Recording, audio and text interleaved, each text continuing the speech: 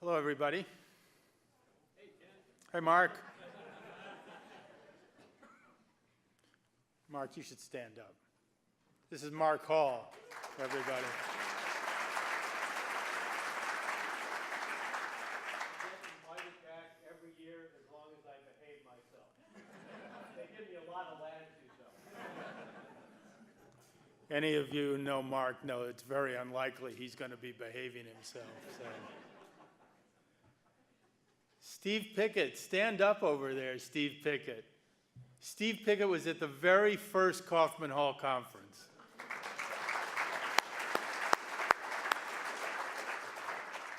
And he's a dear, dear friend, dear friend. So I was thinking about Mark because Mark used to say, one of his favorite sayings was, when things get weird, the weird get going. Think about that a little bit. So I was shopping in the Jewel store here in Chicago, which is your equivalent of a Safeway or something like that, for those of you who are not from around here. And when you're in the Jewel store, they always have music playing, which you don't even listen to. And then all of a sudden the music stopped and there was somebody talking. And so I have no idea why I stopped to listen to this thing. I mean, why would you? I was just trying to buy bananas.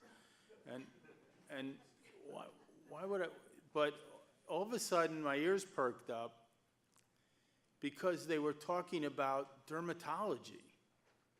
And I'm going like, I'm in a Jewel store on Sunday afternoon. Why are they talking about dermatology? And what they were talking about is, what they were saying is, do you need a visit to a dermatologist? That's what this said in the middle of the Jewel store. And they said, because if you do, Jewel Osco has a relationship and we can get you a visit with a dermatologist immediately. And I said to myself, it's a telehealth relationship. At which point, the person who was talking said, it's a telehealth relationship. And I'm going, it can't get much stranger than this. And then they say, you know, Jewel is the grocery store and Osco is the drugstore of the same company. And they said if you went to the Osco, you could arrange a telehealth visit and get an immediate dermatological visit, and you get $5 off your first visit. And I'm going like, wow, this is beyond strange. And you know why this is all happening is because all of you out there probably know, what is the hardest single physician visit to get in the United States? Dermatology. So it isn't any accident, you know, they weren't offering you a heart visit or, or any of the other objectionable things you really don't want to do.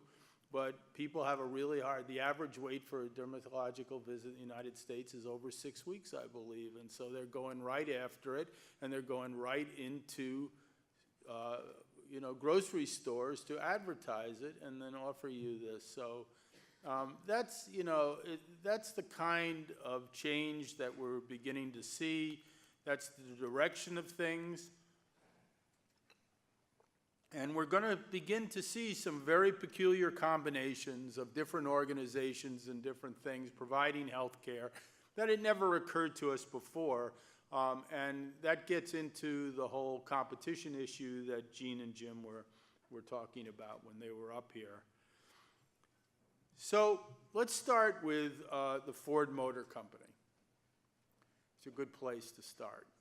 When we think of disruption in the United States economy, we think of bookstores and record stores, and we think of Blockbuster and stuff like that. You know, small chunks of the economy. We don't think about Ford Motor Company being disrupted. But Ford is being disrupted right now. They just fired their chief executive officer, Mark Fields, who only served for 3 years, which is a very short amount of time for a company as large and as important as Ford. And they just appointed a new CEO, Jim Hackett, who was the former CEO of Steelcase Furniture. was on the board of Ford and then actually was working at Ford as an innovation specialist, and now is the new CEO. And when he met with analysts recently as the new CEO, this is what he said: companies never choose to die, and yet many, by not evolving, are enabling that kind of fate. I get up every day feeling like time can be wasted here if we don't get moving. Ford has really big problems. The whole question of electric cars, which they are not, much into at this point, and the whole question of self-driving cars, which they are not much into at this point, and the real fear that what automotive traffic is going to be like in the United States going forward will be all electronic cars and all self-driving cars, and the possibility that the internal combustion engine is dead. The real possibility of that. And so Ford is thinking about, well, what is our role here? What are we going to be going forward? We have been the automotive company, or certainly one of the automotive companies in the world for 120 years, and are we over? Because other organizations are going to be much more innovative and have gotten a head start on us going forward. And I thought that this quote was really appropriate to healthcare, because hospitals never choose to die, yet many, by not evolving, are enabling that kind of fate. We are going to have a tremendous revolution in how healthcare is provided. It's not clear what the role of the hospital is going to be going forward. Our hospitals really are very much in the same position as the Ford Motor Company, but at least Jim Hackett realizes what his problems are and what he has to do, and I think many of our hospitals still don't realize what their problems are and are not making any strong movements towards changing that going forward. So what is the crossroads that we're at in legacy healthcare? And here's just 4 critical aspects of the problems that we face right now. First, payers will not support the high cost of the legacy business model. There's simply no doubt about it, and I'll give some examples in a few minutes. Secondly, the FTC is limiting the ability of legacy organizations to grow in smaller, tight markets. And that's a real strategic problem for many healthcare organizations that are not big enough right now, but would really want to remain in a dense provider environment. What the FTC has said is we're going to try to prevent the development of dense provider environments to the extent that we can, which makes strategic growth a much more difficult and complicated process. Third, new technology is transforming healthcare delivery, and we'll talk about what some of those technologies are. And then tomorrow, Eric Topol, in his keynote address, will talk to you all about the kinds of technologies that can really alter medical practice. And as Jim and Jean talked about, large for-profit companies are redefining healthcare. And in a moment, I'll talk a little bit more about Optum and CVS and how they use an enormous amount of scale to really push down on the industry in what I think is a fairly insidious way. So the transformational healthcare organization needs to pivot right now, and that's what we're talking about. What is the pivot, and how do we pivot? So you have 2 really important decisions. You have to pivot in the right direction, because if you pivot in the wrong direction, you're pretty much over. But then when you do pivot in a particular direction, you have to do it efficiently and properly and tactically. So we need lower costs and more affordable prices. I'm going to talk a little bit more about this as I go through the talk, but the fact of the matter is we had this whole Obamacare thing, and now we're having whatever you want to call in Washington, and I won't get into it because I'll get myself in a lot of trouble up here. So, all of this was really about cost. It was only partially about access. So we dealt with the access issue, but we never dealt with the cost issue. And so everybody who is still upset with the healthcare industry is still upset because they were not upset with the access issue. They should have been, but they weren't. But they were upset with the cost issue. And we haven't dealt with the cost issue at all. We're now going to need a larger scale and a different view of growth. And we're going to need new care settings, new connectivity, new care models, and new lines of business. Again, all the kinds of things that Gene and Jim were talking about, but the question is, how quickly do we need these things and how fast can we get there? And finally, we have to take control of our future.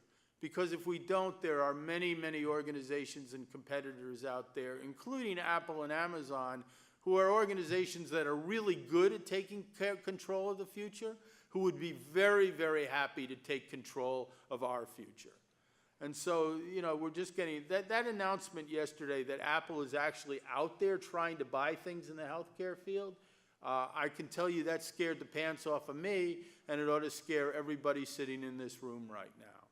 Because once Apple gets rolling, you know, we don't really have the resources in the healthcare industry to prevent Apple from doing whatever they wanted to or go wherever they wanted. And while you've got the left eye on Apple, you got to have the right eye on Amazon because, you know, Jeff Bezos never saw $3 trillion that he didn't think was worth his time. So these are the four pivot points going forward. So what are the fierce drivers of change? So this is the first thing. This is the thing that we're not solving. We're not actually close to solving at this. So since December of 2007, about the time that Obamacare was being talked about, spending as a percentage of gross domestic product in healthcare has increased 29%, almost 3% annually. And you probably all know that in the 90s, those increases were much more than 3%. So, but even at 3%, that was a 29% increase over the last 10 years. Healthcare spending is currently 18.1% of gross domestic product, 18.1. We spend 52% more as a percentage of GDP and 45% more per capita than the next highest spending westernized economy. The closest westernized economy to our spend is Germany. After that, you have France and England that are only in the 8%, 7% level, and we're at 18.1%.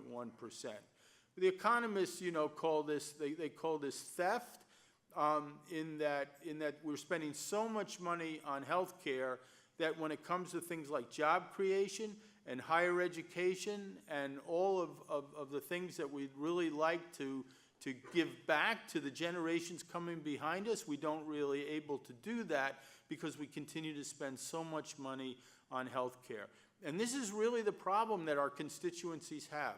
Our constituencies being large corporations, our constituencies being people trying to cover the dollars that they're responsible for when insurance doesn't pay. And those dollars keep going up and up, and so now we have this crazy quilt of discussion where the corporate entities of the United States don't want to take on any more health care risk, so they pass it off to the patients of the United States who are now getting more risk, but they can't afford the additional costs that they're getting, and that will result in more bad debt and less access in the provider sector. And we're just, as Jim Skogsberg said, we never argue over the access, we just argue over who's going to pay for it. So, you know, I think what's happened here is that this is really down to the people in this room. It really is. You know, the federal government's not going to deal with it. The state governments might deal with it on a partial basis. But the question to getting a grip on healthcare spending is really up to the doctors and hospitals of the United States. And so far, we don't get such a terrific grade on that. And unless we get a hold of this, then trying to solve the other policy issues around it will pale in comparison because the costs will just continue to go up. Secondly, we still have a legacy orientation. We still care about inpatients more than we care about outpatients.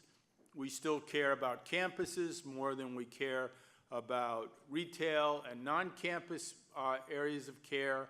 We still value traditional care models. Let's face it, the patient-doctor relationship has not changed in 50 or 60 years in any profound way. And we still tend to have a local market footprint with limited density across markets. And this basically defines many of the providers in the United States.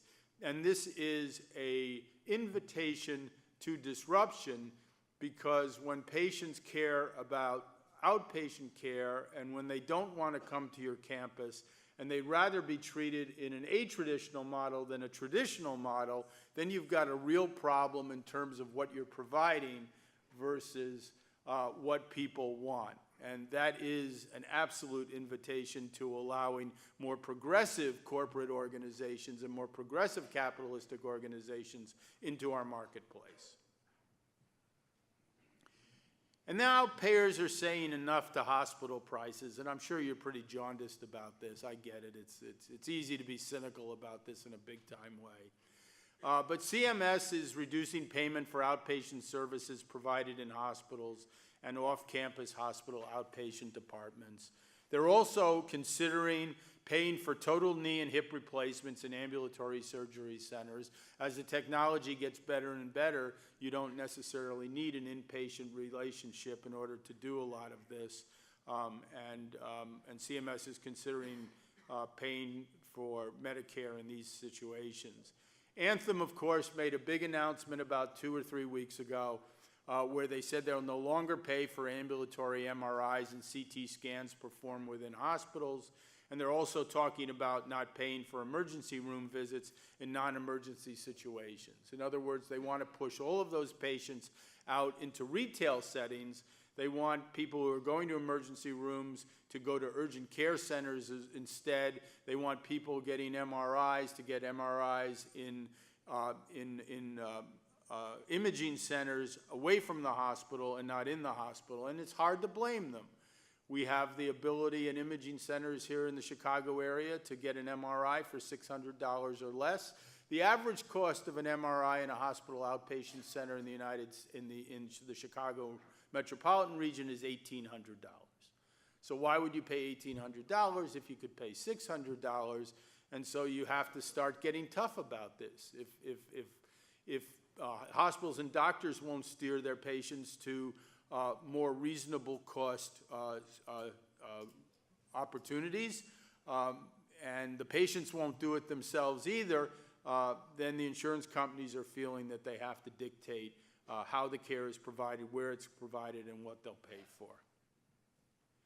And then, of course, we have the whole FTC conversation that we just had with Jim and Jean. And, you know, this is a glorious mess as far as I'm concerned. I agree with Jim Skogsberg completely that the decision in the Advocate North Shore situation was bizarre. And the FTC is just simply determined to prevent density, which they believe leads to higher pricing. The problem is it doesn't lead to larger organizations, and it doesn't lead to larger organizations that are more capable of delivering efficient care at the highest quality, and the FTC is blocking this. But the problem that's created is that health systems now will have to adjust their approach to scale and growth, because you won't be able to grow in place. You'll have to figure out how you can connect to other organizations to grow going forward, and you'll have to work your way around that jurisdictional problem that the FTC has created. And so this is going to be very complicated. It's also politically complicated. It's not that easy for two systems that might be 200, 300 miles away and therefore outside the jurisdiction of the FTC to figure out and come forward. And then board members ask really hard questions. They say if there's not a geographical puzzle, does the merger or combination make any sense? But if you are able to do the geographic puzzle, then you probably can't clear the FTC requirements. So here we are in kind of a big mess, and of course our competitors like Optum or Walgreens or CVS or the insurance companies don't seem to face the same level of federal government restrictions and requirements that hospital providers are. And this is putting us in a very, very negative place, I think, in terms of how we're going to compete over the long run. And then we have the whole direction of new technology, and this, of course, will probably be bigger than anything I've mentioned so far. Issues like precision medicine, telehealth, artificial intelligence.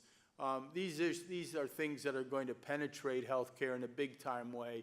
None of us can really understand yet exactly how this is going to work and what kind of impact it's going to have.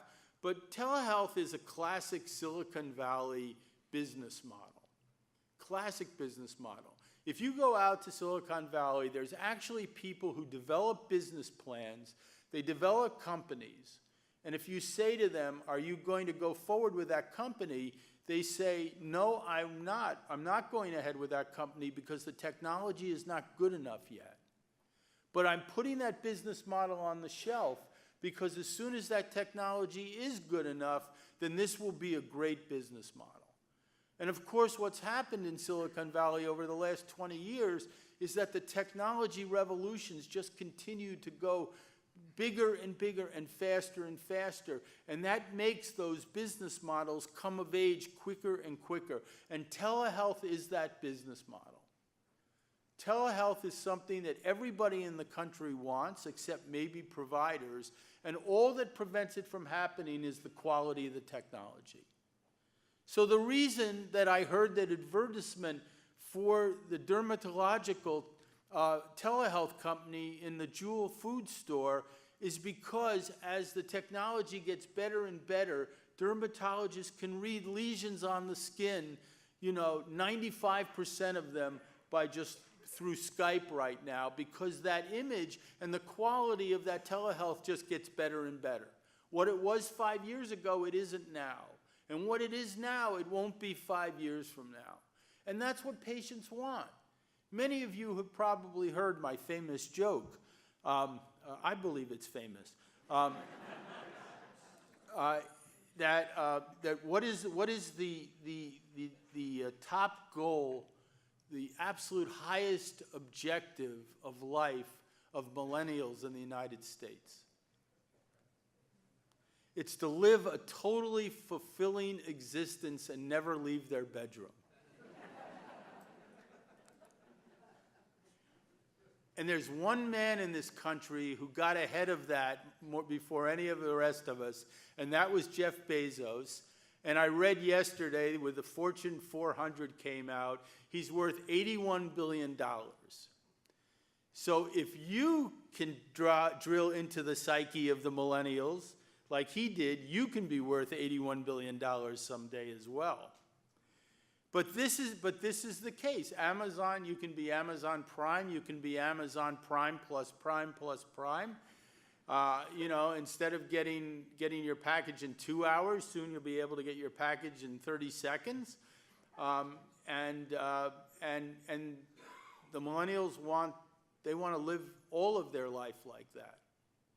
So when you call them up and they say they're a patient, let's just say Northwestern, and they live in the suburbs, and you have to drive 40 minutes down to see the doctor, I'm a compliant Medicare patient and I go down.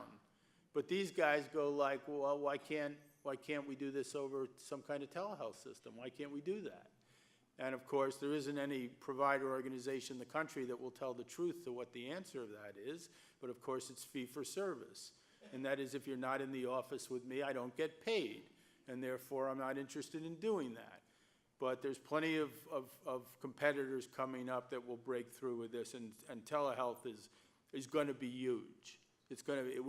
We've barely scratched the surface. And how that will affect doctors and hospitals is to a great degree up to doctors and hospitals. But then the biggest thing, even bigger than telehealth, may be artificial intelligence. So I don't know if any of you know who Geoffrey Hinton is. Geoffrey Hinton is a professor of computer science at the University of Toronto. And he's probably the world's foremost expert on artificial intelligence. And many of the computer scientists who work in Silicon Valley for the big Silicon Valley firms are former students of Geoffrey Hinton. They got their PhDs at the University of Toronto. And he is part of the movement that is teaching Watson and other computers what they call C. They talk about teaching Watson to see. And what they mean by that is they want Watson and other supercomputers to be able to read X-rays, MRIs, and CAT scans. And the initial research indicates that those machines should at some point be able to read an MRI with a higher degree of probabilistic accuracy than a group of very highly rated radiologists. There was also either a joke going around or it's not a joke that IBM wants to get Watson board certified in radiology. Now, think about that. The first time I heard that, I said, that's ridiculous. But then I started thinking, how do you go about getting board certified? And if you think about it, is there anything that the machine can't do to get board certified? It can take the test. It can, whatever, I don't know. If there are orals, it can talk, and it can do the orals.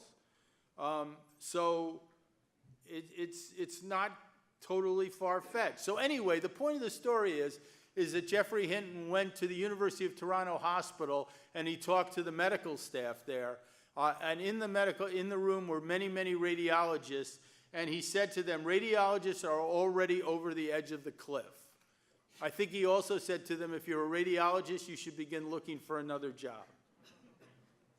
Because there isn't any reason why artificial intelligence cannot teach machines to read radiology exams better than human beings. Now you start thinking about this, and you want to go all the directions that this can happen. It's absolutely pretty amazing. There's an article in this week's New Yorker about robotics and teaching different kind of robotics, and they're now going from gross motor skills to fine motor skills. There's a professor at Brown University that wants to teach robots to pick blueberries. Now, right now, a robot can't pick blueberries. A robot can lift a table and move a table over, but it can't pick a blueberry because it's too fine a motion. But what they're trying to do is develop the software so that they could create robots, and robots would just go down the rows of the blueberry vines and pick the blueberries by having that soft motor coordination. Now, when you think about what the implications of that are for healthcare, is that the more the robot has a fine motor coordination, the more things can do. This stuff is coming, is absolutely coming, and we are so totally unprepared for it. I never go anywhere where in anybody's strategic plan or tactical plan that people are worried about these kinds of developments. And so we have new competitors, and they tend to be large for-profit organizations. And this has been an insidious drift. It comes slowly, one after another. But the two examples I wanted to use was United Healthcare Optum and CVS. So United Healthcare is a $185 billion organization. Now, there's a real problem here. There's a real capitalistic business school problem. The largest not-for-profit provider in the United States is Kaiser at $44 billion. After that, the largest not-for-profit provider in the United States is Ascension at $23 billion. And United Healthcare Optum is $185 billion. So United Healthcare Optum is almost 8 times bigger than Ascension. So you have to think about that in terms of bottom line, cash flow, capital capacity. It goes on and on. There is pretty much nothing that United Healthcare can't do now that it wants to do. Whatever it wants to do in healthcare, it can do it. There isn't any way of keeping them from going where they want to go. They now have 150 Optum locations. They have 141 MedExpress urgent care clinics. They have 205 surgical care affiliate locations in 23 different states. And something that they don't advertise is that they own and control 14,000 physicians. More physicians than probably any other organization in the United States in healthcare, 14,000 doctors. In January of 2017, they acquired Surgical Care Affiliates for $2.3 billion. And the word is that nobody else seriously bid for that. And that's 205 locations in 23 states. And the question was, well, why didn't 10 or 20 or 10 or 15 very large not-for-profit providers come together, combine their resources, form a joint venture, and buy Surgical Care Affiliates? It never even occurred to anybody. A bunch of the Catholic systems could have done the same thing, and it never occurred to them either. And so United just came along and bought this. Now, this is important because there actually aren't that many provider assets in the United States. And as those provider assets all go for-profit, then the relevance of the for-profit versus the not-for-profit pluralism in healthcare, that relevance begins to shift. It begins to shift from a traditional not-for-profit control that the not-for-profits had more power, more authority, more moral ability in healthcare, and that's drifting away as these for-profit organizations acquire the remaining assets that are outside. You all understand that United Healthcare no longer really thinks that insurance is a growth business or that it maybe is a particularly good business to be in. And so all of the acquisitions that they've done over the last 10 years or so, and they've done a lot, have all been in the Optum subsidiary. And what their position is that at a certain point, fee-for-service will go away and value billing will come into vogue, and they will have all of the assets, all of the analytics, all of the everything that you need to deliver value-based care, and you'll have to buy all of that from them in terms of how that all works and how population health works. So rather than own the provider assets, which they very much don't want to do, they'll be able to control those assets by delivering the services that are necessary. I think it's a very well thought out business model. You know, how we're going to organize sort of to fight back here is a really big question. And CVS, we could have used Walgreens here, but we decided to use CVS. $153 billion revenue, 7th largest corporation in the Fortune 100. 9,700 pharmacy stores, 1,100 clinics, 24% market share in retail pharmacy, and 50% retail clinic market share. That's unbelievable. In terms of walk-in clinics, CVS has 50% of the market share in the United States. Their goal is in time to have half of all Americans will have a minute clinic within 10 miles of their home. Why are they doing this? Because prescriptions are not a good long-term bet. If you're in a pharmacy business now, you are worried big time. And why are you worried big time? Number one, it's a very mature business. Number two, it's going to become a commodity business. Number three, there's enormous price pressure that's organizing and bearing down. And number four, there's another company around called Amazon. And the second they decide to distribute prescriptions, Walgreens and CVS are in big, big trouble. Talk about, Gene Woods talked about the frog in the boiling water. All that's happening for Walgreens and CVS right now is waiting for Jeff Bezos to turn on the heat under the Walgreens pot or the CVS pot. So they go to retail clinics. Remember, Gene made that comment about customer intimacy, and that's what CVS is trying to do. They know they can't maintain that intimacy through the pharmaceutical part of their business, so they want to go in a different direction to create that intimacy in a different way, and they want to do that by providing outpatient services. First starting with clinics, and then moving to chronic disease management, especially in diabetes, asthma, hypertension, high cholesterol, and depression. They've already started a major effort towards diabetes, and they'll probably expand the others within the next 24 months. This is a real threat to doctors and hospitals, because at this point in time, for those kinds of things, we attract that customer intimacy. And what CVS and Walgreens are trying to do is take that customer intimacy away from you and allow them to dominate in a different way, because they know they can't count on the pharmacy business long term.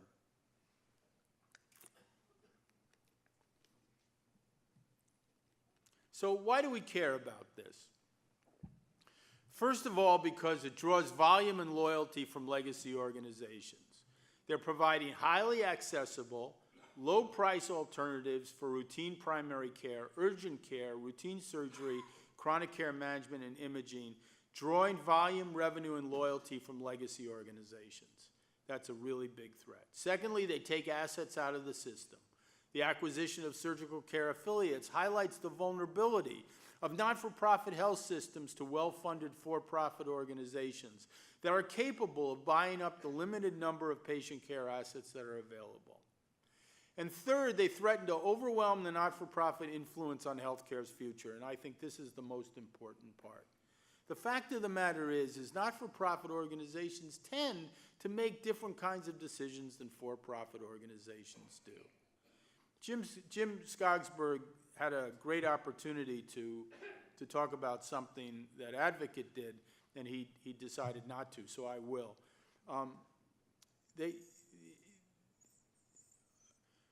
Advocate has an extensive home care business, and they provide a fair amount of that home care on the south side and west side of Chicago.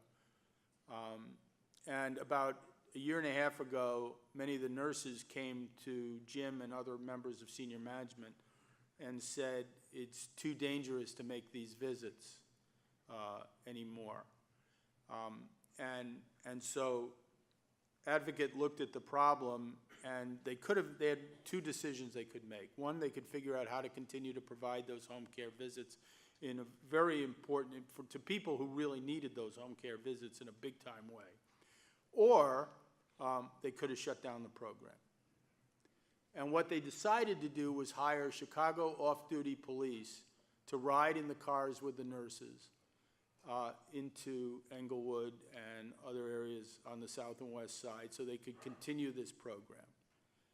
And while a lot of different organizations could have made that decision, I think that is a particularly not-for-profit, faith-based healthcare provider answer to that particular problem. And that's why it's so important that we maintain the pluralistic value of our healthcare system in the United States.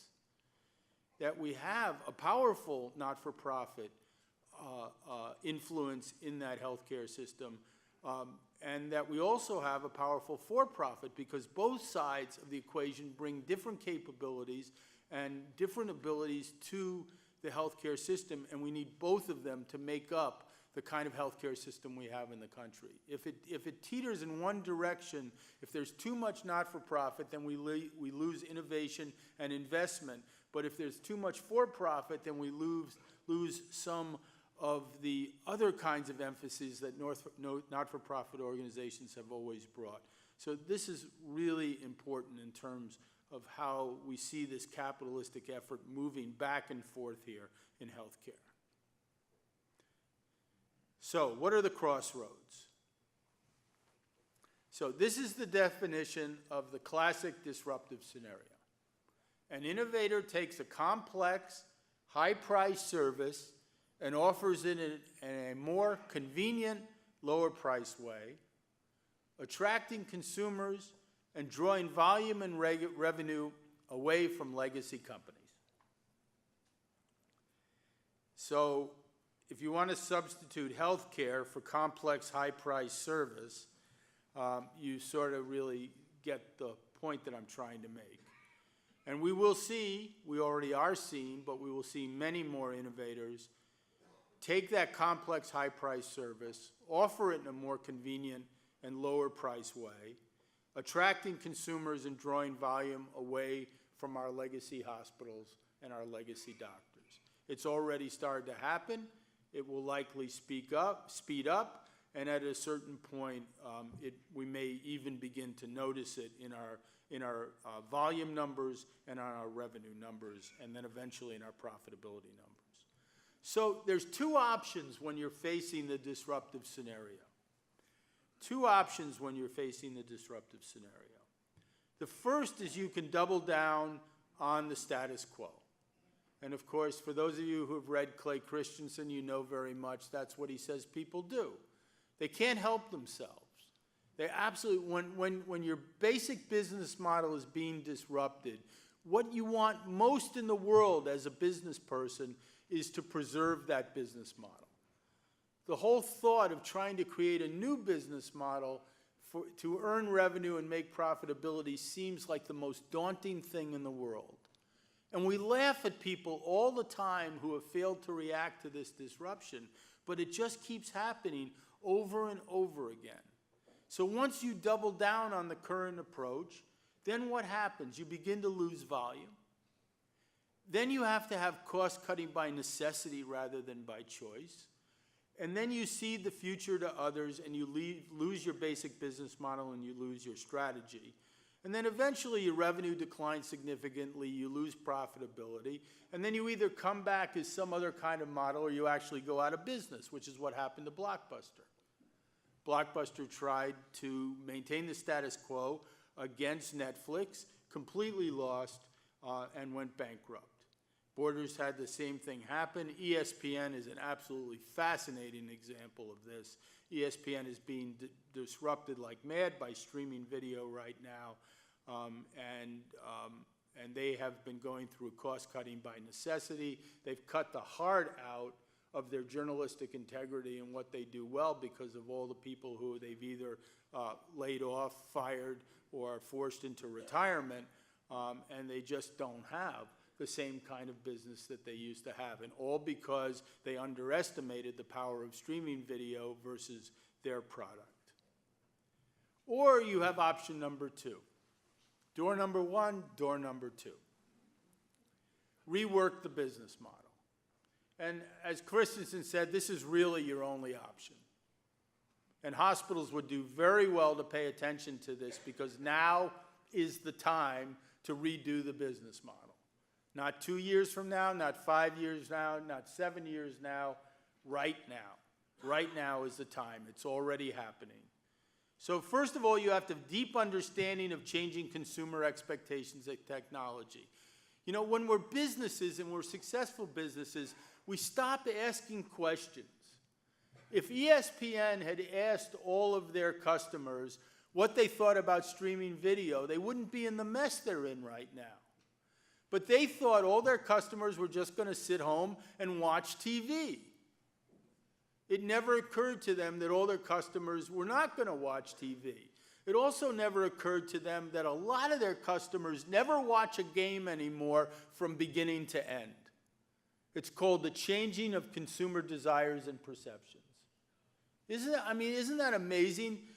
Especially the millennials never turn on the football game at the beginning and watch to the end. Maybe they turn on in the second quarter, and then they turn it off and go do something else. And then when the game is over, they pull everything up on the streaming video and watch what they want. And all they want to watch is the highlights. They don't want to watch the 50 plays where nothing happened. They want to watch the great catch in the end zone, the interception run back for 90 yards for a touchdown, and who kicked the game-winning field goal. And that's it. And you can't build an ESPN kind of model on those kinds of habits. But ESPN didn't know because they didn't ask anybody. And if they did ask anybody, they didn't understand the answers. Now, we're right there in healthcare right now. We're right there in healthcare right now. We don't really go out and ask different segments of patients what they want. What do Medicare patients want? How do they want to be treated? How do they want to get care? What do Medicaid patients want? How do they want to be treated? How do they want to get care? What do millennials want? Without those answers, you cannot pivot your business model so that you understand. You need to align cost, service, and revenue models for those new customer expectations. And then most important, and nobody describes this better than Christensen, you need to focus on long-term relevance rather than short-term revenue. And I know any of my rating agency friends in the audience, you're going to have to go around and pick them up right now because they just had a little heart attack, little one.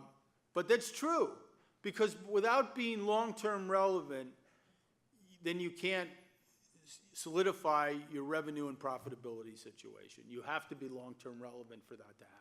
If you're short-term relevant, your financials may still look terrific, but you're not really heading in a very good strategic or tactical direction. And then over time, you want to have a significant permanent shift in cost in your pricing structure, your delivery model, your revenue model, and your value proposition. You have to change your value proposition. And a more stable model for pivoting towards the internet economy. And a couple of examples are the Wall Street Journal, the New York Times, and the Washington Post, all of whom saved businesses that looked like they were done for 5 or 6 years ago by having a much more robust digital subscription, advertising revenue, pivoting way towards the internet. All the investments that the New York Times and Washington Post now make are internet investments, and they continue to reduce their commitment to the print product. And healthcare needs to make that kind of pivot right now as well. And as I said, the pivot is right now. Now, a couple of things are going to happen. Your revenue is going to go down. Your profitability is going to go down. But if you do, first-class financial planning, then you can work through that problem. But you're going to have to make sure that your board has your back as you go through that. But if you continue to go ahead as is, and you tell your board that having an EBITDA margin is 14%, and as long as you have an EBITDA margin of 14%, your board thinks everything is good, then you're actually rotting from inside where nobody can see it. Until the point is where everybody can see it, which is exactly what happened to ESPN and exactly what happened to Blockbuster and many others. It's actually happening to IBM. It's amazing the great companies of the world that are being disrupted. 5 years ago, IBM was a $100 billion company. This year, it's $82 billion. And that's all from cloud disruption. That's all. As the cloud came in, people bought less hardware and less software. IBM could not commit to the cloud because they didn't want to sell less hardware and software. So who's the largest provider of cloud services in the world right now? Amazon. And that's what happens when you have an open mind. You have to have an open mind. Somebody walked into Jeff Bezos' office and said, "Jeff, what is it that we do?"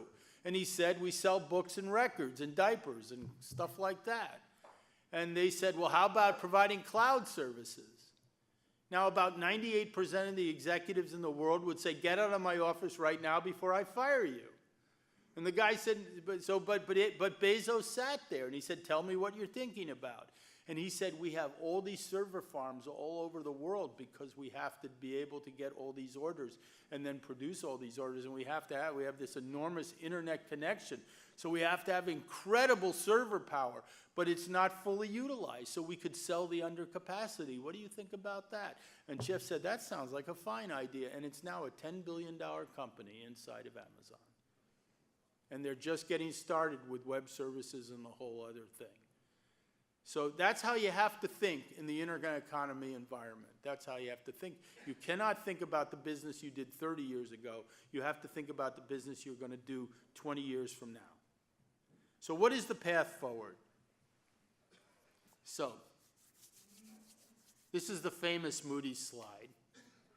This is a really, really important slide. I've always thought this was a really important slide.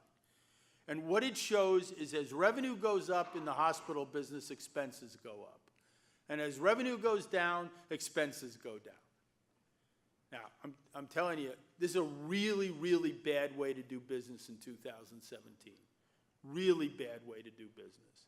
How does a screw and bolt manufacturer work in the United States right now who has to compete with the Chinese and the Indians?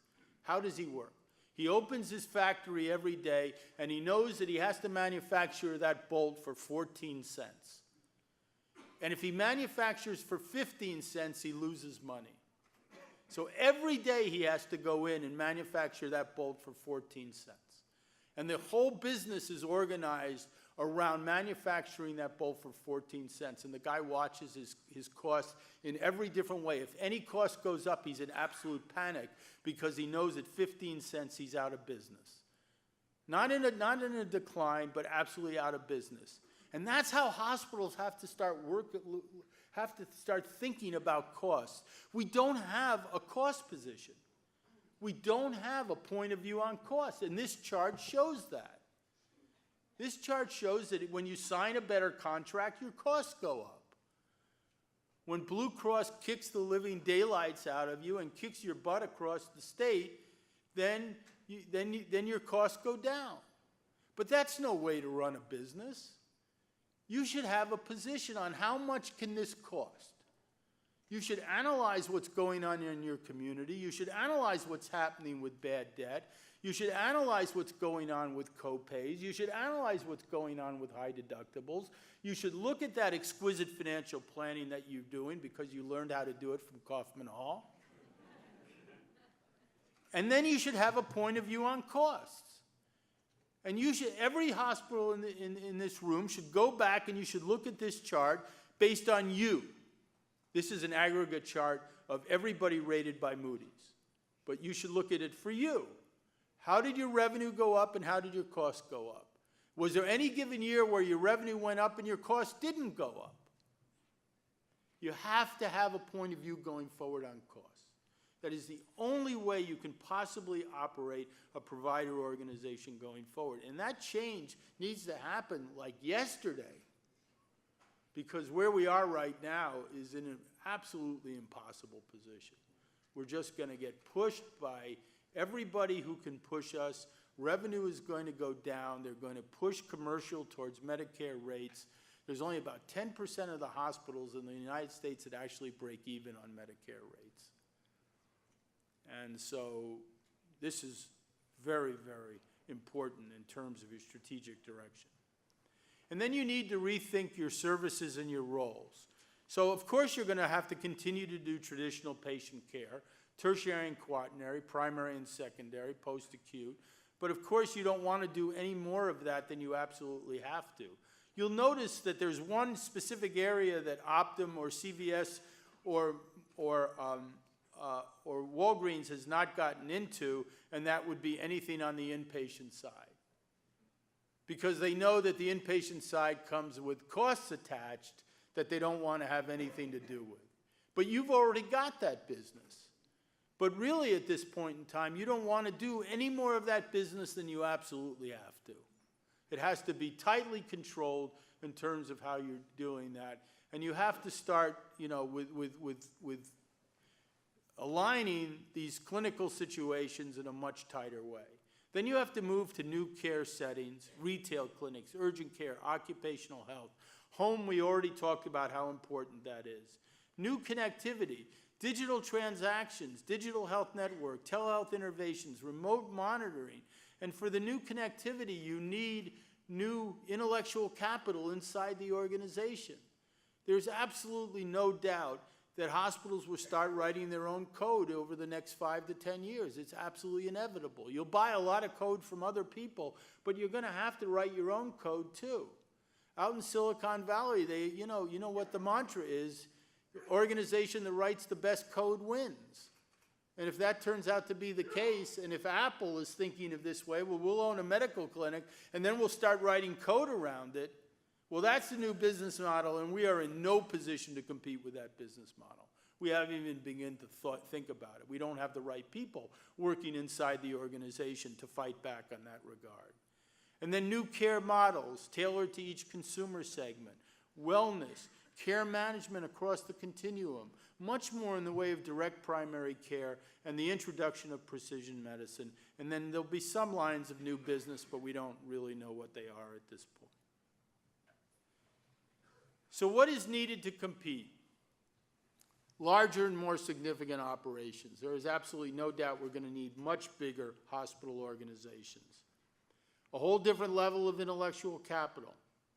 Better levels of cash flow and access to capital. You can't have, when you're moving an entire industry from analog to digital, there isn't any way we even know how much money that will cost.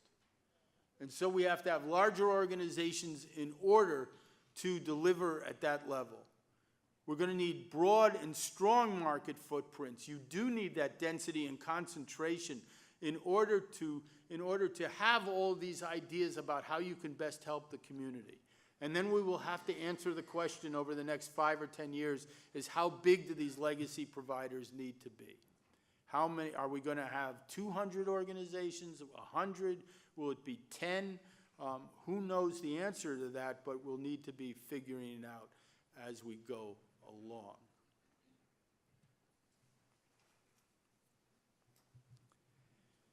So this is an outstanding quote from Gabriel Garcia Marquez, Colombian author and Nobel Prize winner in literature.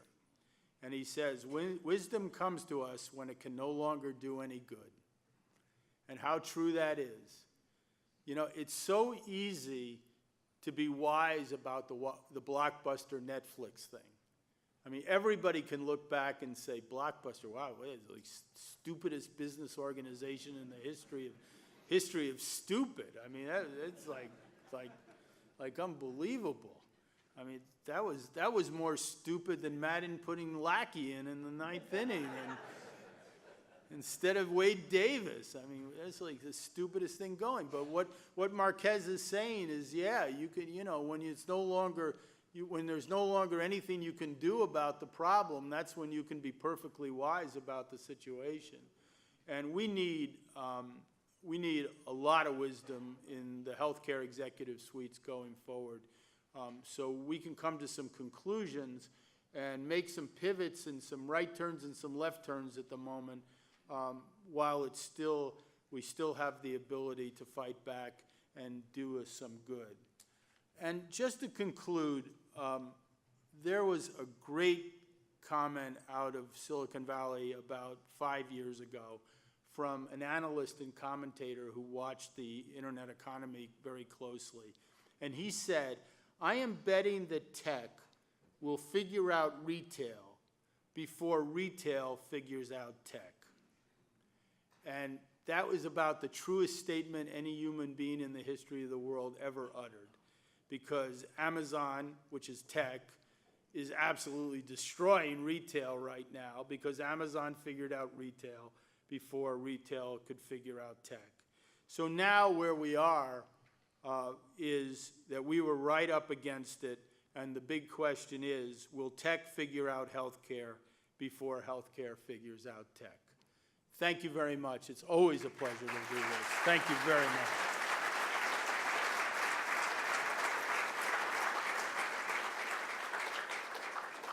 So we have 15 minutes for questions.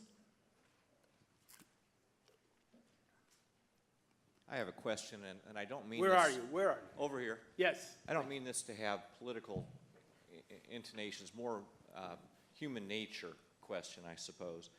Your comments about doubling down on a business model that maybe is obsolete, do you think that was a significant factor in the 2016 presidential election where a lot of folks were worried about the future of their jobs, coal miners, you know, folks that were affected, they thought, negatively by international trade deals? Was there a human nature element to that, of people doubling down on the legacy way they made a living? Oh, I don't think there's any doubt about it. I think that's an extremely perceptive question, and I think that's totally what happened. But the problem was we didn't have the conversation we needed to have, because we are moving from an industrial economy to a post-industrial economy to a post-industrial economy. And those jobs are going to be destroyed and they're never coming back. I mean, we were here talking today about destroying radiologist jobs. We're not talking about blue-collar situation. We're talking artificial intelligence. And that's what the most important thing about the term artificial intelligence is: intelligence. Whether it's artificial or authentic, it doesn't make any difference. And so instead of having a wise and rational policy discussion about how we're going to cope with the fact that millions of people are either going to be unemployed or underemployed because we don't need the number of people anymore to produce the same amount of goods. As a matter of fact, more amount of goods are being produced with less people. That's an economic momentum that you can't stop. But we didn't have that conversation because instead we focused on the demagogic concerns of people in that position.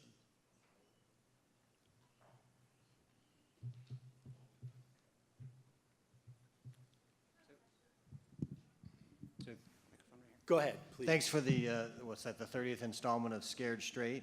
Appreciate that. You know, I'm the show that can't be canceled. As long as it says Kaufman Hall, you're going to have to put up with me. It's always good. Is there any way out? So you're talking about competing against, the for-profit capital and resources and capabilities. Is there any, I know that I can imagine the legacy model is dead eventually, but is there any place for nonprofit healthcare to survive in that new world? Absolutely. Absolutely, because let's think of what advantages that we do have in not-for-profit healthcare. We have the confidence in our communities. And for the period of time that we will have that, if we don't allow that to transfer over to somebody else, that's an enormous competitive advantage. But we have to do the business things that we have to do. And we have to take on the entrenched constituencies in our organization that are entrenched and don't want to move. And that translates to mostly physicians. So we've got to lower our costs. We've got to maximize our revenue, but accept that there's going to be a revenue change. We've got to understand that this is not an inpatient model business anymore. It's an outpatient model. We've got to get over there. We've got to do incredible amounts of market research and find out what our customers want. And then we have to create tactics and abilities to deliver what they want. And then we've got to pivot from analog to digital, just like any company in the world has to do right now. If we do those things, we have a fighting chance. But if we don't do those things, we're going to get picked apart. And the thing that your boards won't understand is boards are always looking for the big sign. It's like we were making 10% last year and we're only making 4% this year. Something really bad must have happened, but that's not how this goes. This is the death by 1,000 cuts. This is one little organization getting after your imaging business, and another organization getting after your outpatient business, and another organization doing this, and insurance companies changing their mind about reimbursement. It just keeps coming. It's just one thing after another, one piece of bad news after another. And so unless you're really ready to focus and change your strategy and think differently about what's going on, then it will be very hard to recover. Yes? So, whoa, that's loud. How do we incorporate thinking in that pivot sort of mindset about the food industry, about tobacco, about environmental issues? So all the things that we talk about, diabetes, hypertension, cardiovascular, cancer, right, all stem from food, tobacco, environmental. Whereas that's where most of our money goes, but we don't talk about how do we decrease that and focus on mental health, genetics, neonate issues, things that are uncontrollable, in a sense. How do we, in the healthcare industry, pivot ourselves to prevent some of the things that we can prevent? Well, certainly healthcare organizations can participate significantly in making differences in those situations. And there are a lot of organizations out there working every day to improve the health of their communities from that perspective. So so you do what you can and you do what you can afford. Many organizations, I think, are finding a new, we gave up really trying to provide behavioral health services in this country in the 80s and 90s, and now a lot of people are trying to rebound back and realize how important that, especially if you're providing services on a capitated or value-based system, you have to have much better behavioral health than we generally have. So you can do all those things. But the thing to focus on right now in this kind of business condition is the things you can control, the things you can change. Don't focus on the things that you can't control or the things you can't change, because that's an incredible amount of wasted effort that won't move you and get you to the place you want to go. So you need a strategic plan and a business plan that you can actually execute on. So if you need, if you need to have apps that help communicate to your patients, and draw them tighter towards your organization, then you have to figure out where you're going to get those apps from. You know, are you going to write them yourselves? Are you going to have somebody write them for you? Are you going to go out into the community? Whatever, but we have to focus on all the things, on building a plan and a program that can create that customer intimacy, that can change our business model, and we can do it with things that we can control on a day-to-day basis. Yes, sir. So, given the current stance by the FTC, what are your thoughts on how to eliminate the enormous redundancy and excess capacity that is ingrained in the system by our competing against one another for the same purpose?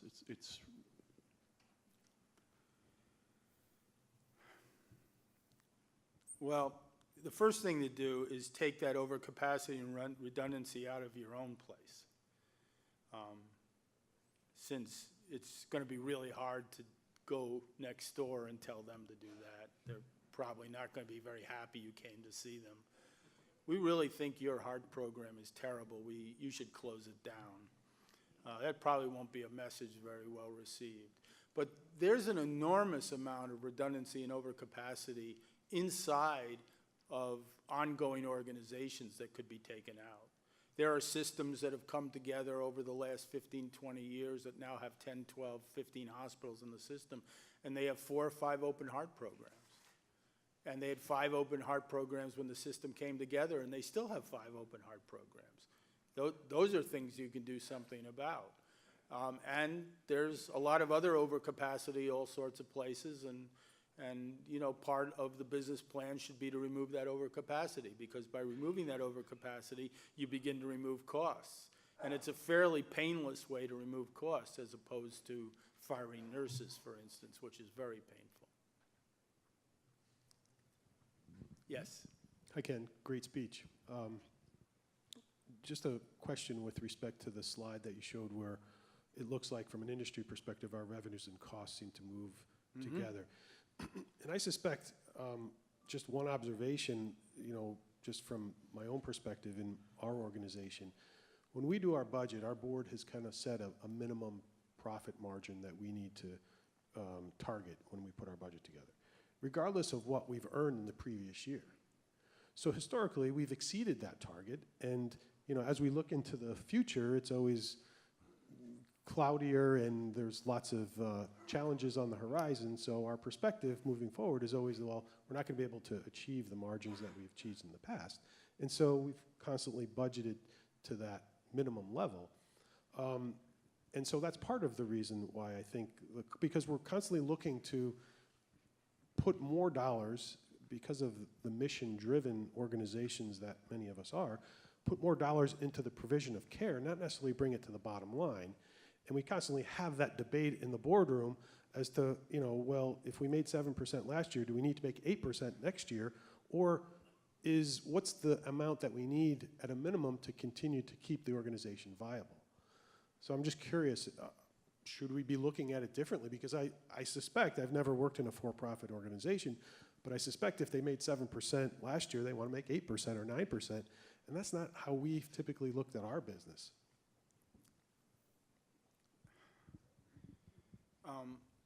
So we ought to be looking at this from much more of, well, first of all, we should start with different levels of budgeting, and I'm using budgeting small b, not budgeting big B. But probably the first exercise that everybody should be doing is, what do our cost needs to be to break even if we are paid entirely at Medicare? And then what is the gap between our costs and that level? And you know, in a big organization, that can be $200, $300 million. So in other words, you're $300 million too expensive to get paid completely across the board.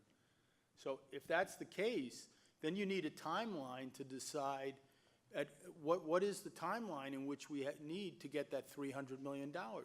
Or in a smaller organization, maybe it's $40 million. And where would we get that? And then you have to continually measure that across on an ongoing basis. But what you can't get distracted by is what is your revenue level.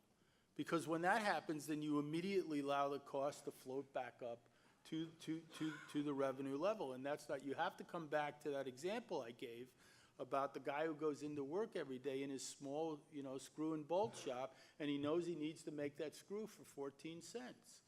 If you can just extrapolate this, if you begin to do the math, if you're paid at Medicare rates entirely across, what do you need to do that hip operation for? And how much is it costing you to do that hip operation for now? Not how much you're charging for it or how much you're getting on an insured basis. How much is it costing you to do that operation, honestly, fully costed?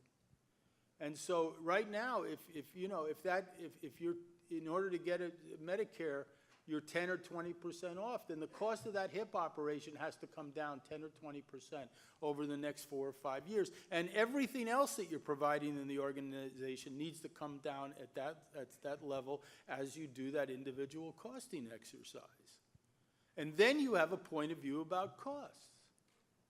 And it's different than whether, it's not done on an aggregate basis. It's like, here's aggregate revenue, so here's aggregate costs, and we made 7%, and we're really happy about that. One of the things that Christensen goes through in his articles is he says it's unbelievable the number of companies that had their best financial year in the year or two before they were disrupted. And I don't think there's any accident to that, because the board and everybody else is completely distracted by, look how great we're doing. When in fact the whole industry was changing around them and they weren't paying any attention to that because they thought they were doing so well. So that's my answer. What's it cost you to do a hip replacement right now under the conditions of your revenue? And if your revenue conditions were 10% less or 20% less, what would you have to do that hip operation? And then go through an exercise. If it's $27,000 and it needs to be $22,000, where would you get the $5,000? How would you figure out how to do that? This is absolutely critical stuff, especially on the inpatient side. Because if we're about to run into it, we're like the guy in a tunnel and the trains are coming from both directions. The inpatient side is like, that's how we should be seeing the inpatient side the way that United Health sees the insurance business. It's the place where we were, but we really wish we weren't there. But the outpatient side is where you're attracting all the competitors.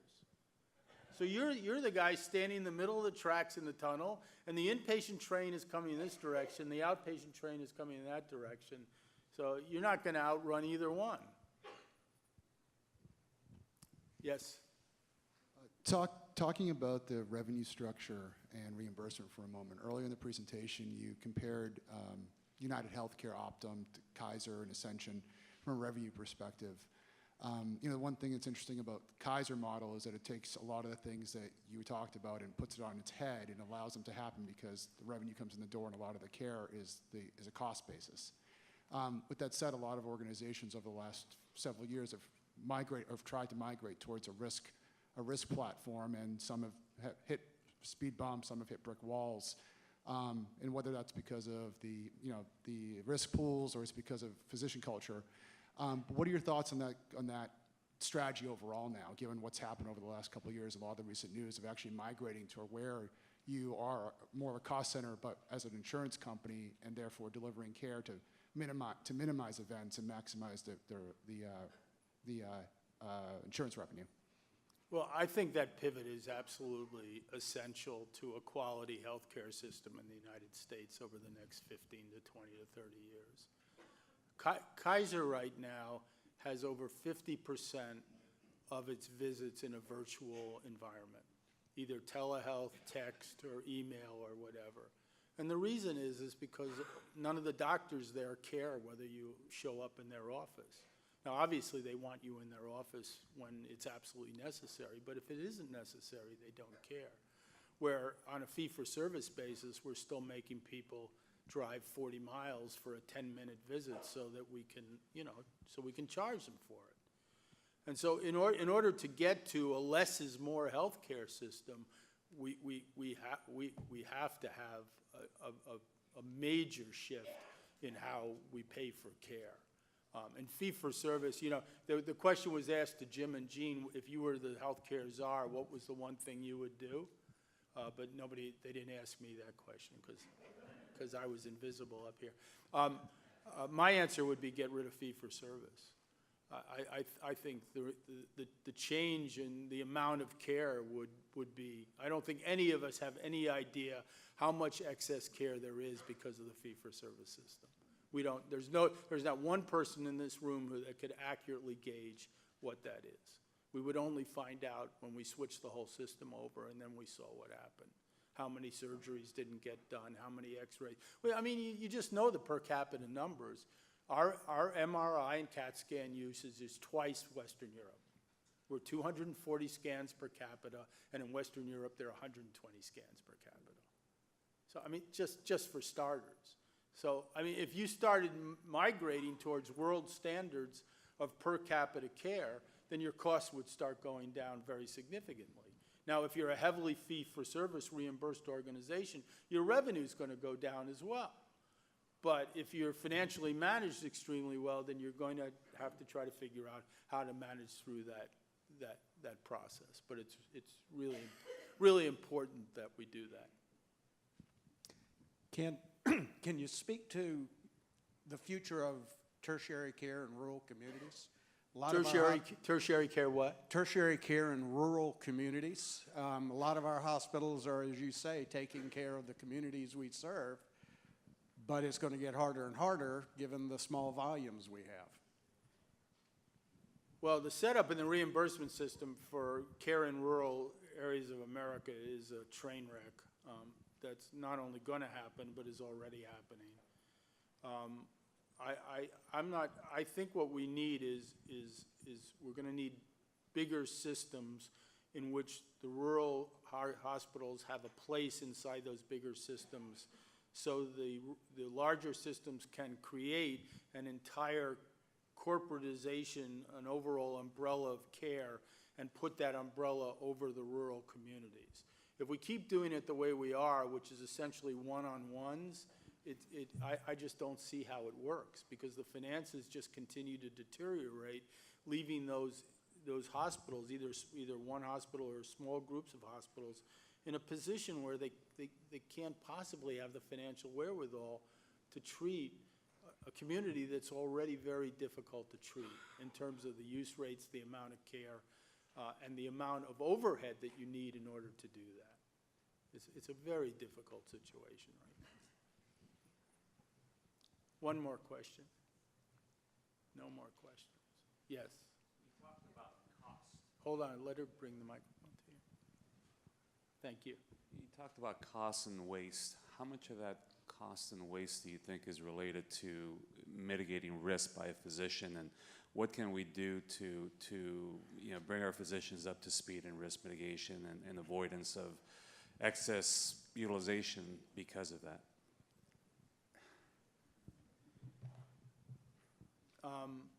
Well, what you have to do is get rid of solo practitioners and small groups, because large groups don't worry about that. Large groups have that risk mitigation. If you go to the Mayo Clinic, individual Mayo doctors don't overutilize for that reason, because they know they're protected by the risk mitigation program of the clinic. There's like 50 people working at the clinic on all sorts of risk mitigation issues, but one of them is taking care of the doctors. However, if you're a solo practitioner, you're in a group of 4, you're worried about it all the time, because you don't have the capability of offering that risk mitigation to 4 doctors. You're just doing the best you can in terms of over-practicing every day to make sure that you don't do harm and you don't get sued. And that's one of the reasons that certainly is pushing physicians more and more towards either becoming part of larger healthcare and hospital organizations or part of larger groups. And we're seeing this now with a recognition from private equity in the DuPage Medical Group situation here in Chicago, which is now about a 900-person group that has private equity money to constantly attract more doctors into a corporate group setting that takes that risk out of practicing medicine. And so that's the direction that we have to go for that, without a doubt. Thank you very much. It's really great to be here. Thank you very, very much. Thank you.